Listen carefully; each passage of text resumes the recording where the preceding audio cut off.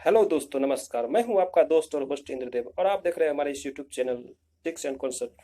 तो BPSC mains का जो मैंने श्रृंखला शुरू किया था उसका आज नेक्स्ट क्वेश्चन लेके आया हूं मैं, जो कि अमेरिकन सिविल वॉर के बारे में। ठीक है, तो इसमें दो क्वेश्चन होंगे। एक तो सिविल वॉर कैसे हुआ, मतलब क्यों हुआ, क्या जरूरी था, और दूसरा मैं अब्राहम लिंकन के इसके बारे में भूमिका लेके आऊंगा। ठीक है, क्योंकि अमेरिकन सिविल वॉर सिलेबस में है और पूछा भी गया है।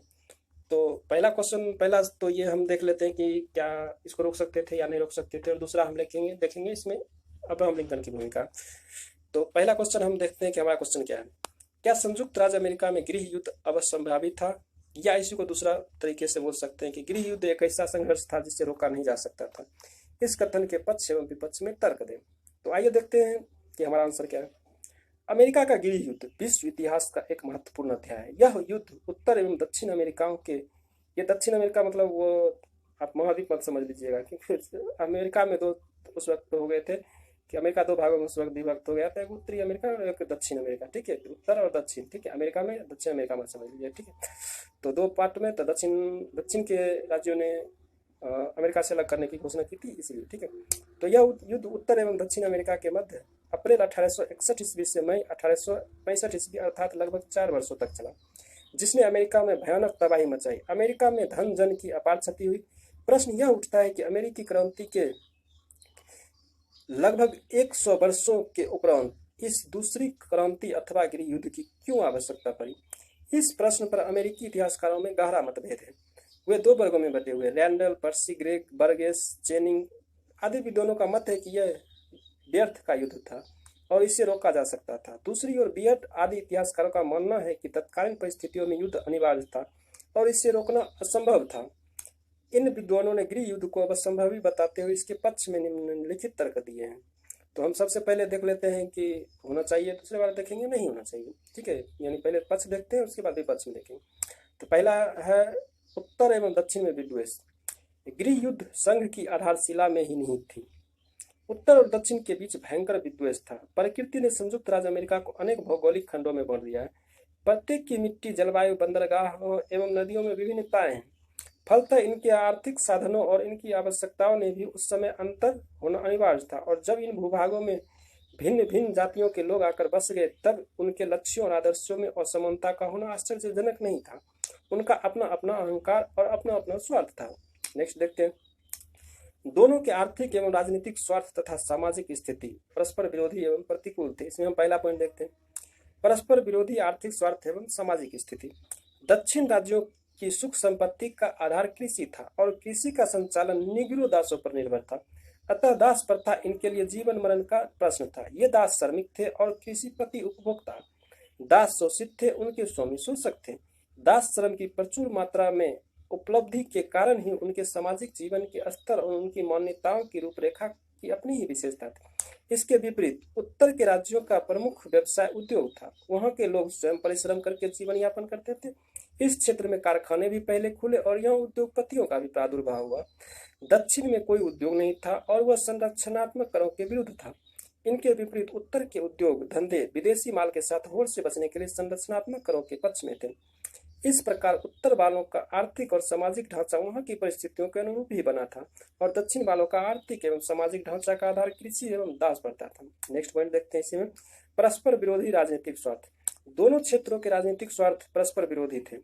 दोनों ही संघीय सरकार पर अपना प्रभुत्व चाहते थे, क्योंकि बिना संघ शासन पर अधिकार के हित पूर्ति असंभव था। संविधान एवं राज्य के अधिकारों के प्रश्न पर भी उत्तर और दक्षिण के राज्यों के विचार परस्पर विरोधी थे। उत्तर के लोग यह चाहते थे कि एक शक्तिशाली संघीय सरकार हो जिसके असीमित अधिकार हो। इसके विपरीत दक्षिण के राज्य अधिक अधिकार की प्राप्ति में विश्वास करते थे। उसी प्रकार दास प्रथा और संविधान की दोनों पक्षों ने अपने अपने ढंग से व्याख्या की थी। ठीक है, जैसे नहीं कहते हैं अपनी ढपली अपना राग, वही बात है उस वक्त हो रहा था वहां पे। दक्षिण के लोगों का मत था कि दास प्रथा को संविधान के द्वारा मान्यता दी गई, इसलिए इस प्रथा को समाप्त करने का प्रयास संविधान का उल्लंघन है। इसके विपरीत उत्तर के लोगों का विचार था कि दास प्रथा अनैतिक एवं अमेरिकी लोकतंत्र के सिद्धांतों के विरुद्ध है, अतः इसका अंत होना चाहिए। इस प्रकार दास प्रथा उत्तरी राज्यों के लिए एक नैतिक प्रश्न था, परंतु दक्षिण वालों के लिए विशेष रूप से यह आर्थिक हित का प्रश्न था। इसी कारण इसके प्रति वे लोग इतने संवेदी थे। वस्तुतः दास प्रथा का झगड़ा बहुत पुराना था, इसलिए इसको गृह युद्ध का प्रत्यक्ष और अप्रत्यक्ष दोनों कारण माना जा सकता है।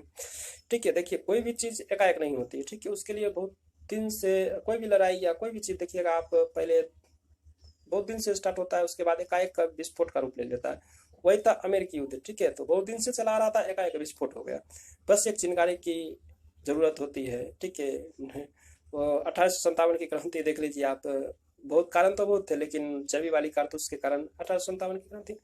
वही बोलते हैं चिंगारी होना चाहिए आग जलाने के लिए मन में। तो आगे देखते हैं, आप सोच लीजिए। ठीक है, तो आगे देखते हैं। वस्तुतः दास प्रथा का झगड़ा बहुत पुराना था, इसलिए इसको गृह युद्ध का प्रत्यक्ष और अप्रत्यक्ष दोनों कारण माना जा सकता है, परंतु यह केवल आंशिक रूप से सत्य था।